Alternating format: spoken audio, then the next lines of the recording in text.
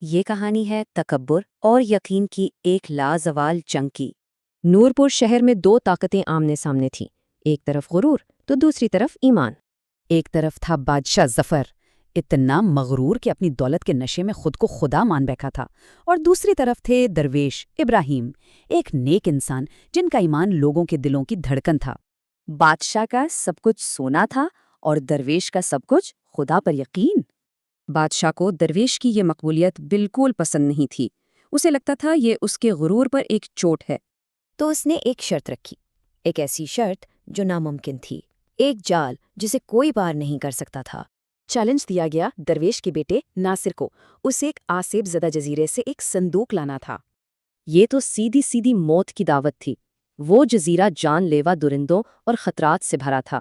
درویش نے شرط مان لی، لیکن انعام دولت نہیں بلکہ بادشاہ کے غرور کو توڑنا تھا۔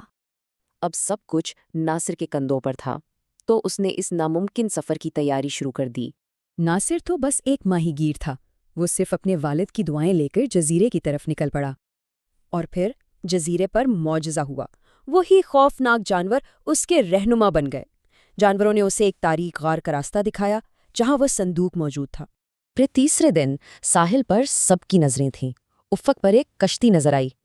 وہ ناصر تھا، وہ زندہ واپس آ گیا تھا، اور بادشاہ کا دیا ہوا صندوق اس کے کندھے پر تھا۔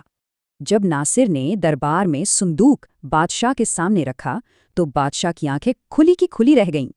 ناصر نے بتایا کہ اسے طاقت نے نہیں بلکہ اس کے ایمان نے واپس لایا ہے۔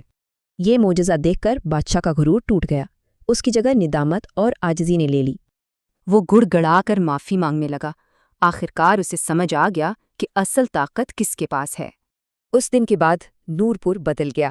اب وہاں انصاف، خوشی اور ایمان کا راج تھا۔ اور نورپور کی یہ کہانی ایک سوال چھوڑ جاتی ہے، سب سے بڑی دولت تکبر ہے یا ایمان؟